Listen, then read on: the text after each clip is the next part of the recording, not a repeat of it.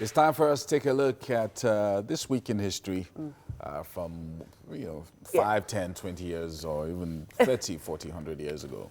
It's so interesting, the information that's out there online. People just need to go and, look out for what happened back in the day. For instance, a lot of Nigerians know about Abuja, but Abuja, the capital city of Nigeria, is located in the center of Nigeria and is the Federal Capital Territory. Now, it's a planned city which was mainly built in the 1980s and officially became Nigeria's capital on the 12th of December in 1991, replacing the role of the previous capital, Lagos. Now, in light of the ethnic and religious divisions of Nigeria, plans had been devised since Nigeria's independence to have its capital in a place deemed neutral to all parties. The location was eventually designated in the center of the country in the early 1970s, as it signified neutrality and national unity. Another impetus for Abuja came because of Lagos' population boom, which made the city overcrowded and its conditions squalid. The logic used was similar to the way Brazil planned its capital, Brasilia.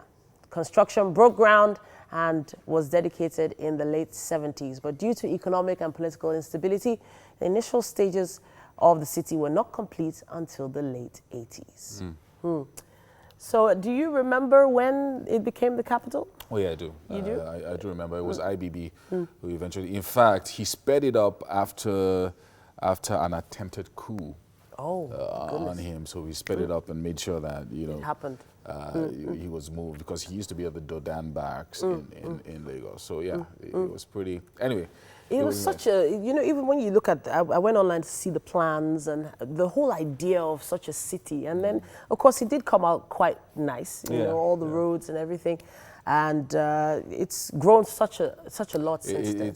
It's now really, really huge. And the way the presidential villa was then built, it was built like a city on its own. Unlike Dodan barracks that you can just drive to. So it's not easy for you to get in there, I guess. as it was before. All right. Anyway, the world's first traffic lights anywhere in the world sprang into action outside the House of Parliament in the UK in December 1868. The robot-like contraption shown that you can see on your screen was installed in the northeast corner of Parliament Square and near the spot that is today occupied by the statue of Winston Churchill.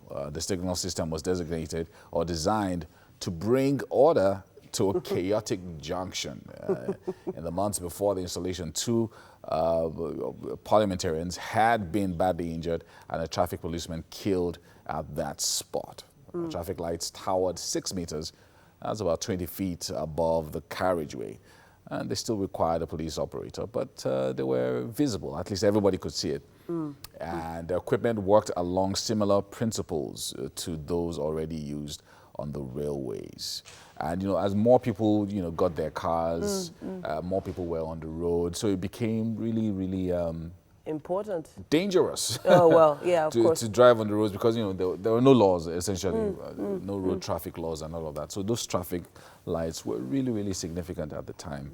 Yeah. Almost 200 years now. So imagine the red and the green has been it's been functioning since 200 years ago. Yeah. And now all around the world without traffic lights, they're just some things like nothing can work. Nothing can work.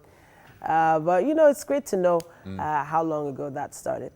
We also have this story now. X-rays were discovered on a dark evening in 1895. Now, Wilhelm Conrad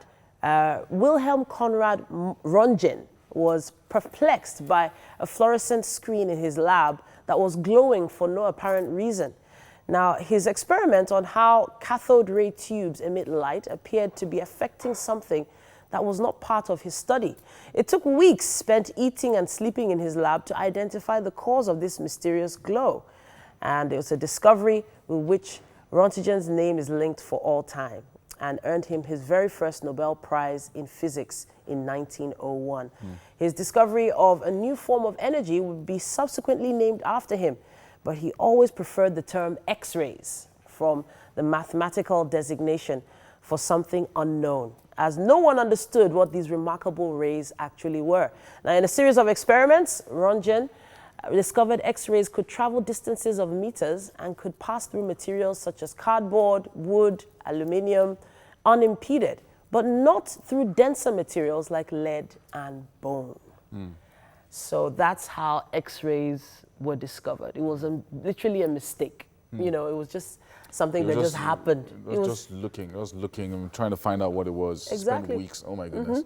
And all now, these guys. without X-rays, a lot of things will be able to happen. Anyway, this week in history, Gustave Eiffel, best known for the tower in Paris that bears his name, that's the Eiffel Tower, and the armature for the Statue of Liberty. Wow, this guy. Alexandre Gustave. Now, this guy was born on December 15. Well, that's going to be next week, but we just thought to bring it in early. In Dijon, Côte d'Or, that's France. The Eiffel Tower was the focal point of the Exposition Universelle, that's in 1889, and drew millions of people to Paris. Although originally thought of as an eyesore, the tower quickly became a tourist attraction and a national symbol of France. At over 1,000 feet tall, it was the tallest structure in the world until 1930, when it was surpassed by the Chrysler Building in New York City. Wow. That was the guy that built the structure for the Eiffel Tower and the structure for the Statue of Liberty. One person, his name is written in history. The guy's amazing. The guy's amazing. Crazy. Yeah. Well done to to him. Yeah. And you know, people have since then been conceptualizing really, really grand structures that have come up since then. World Trade Center, the Burj Hotel in Dubai, and a bunch of other places. So many.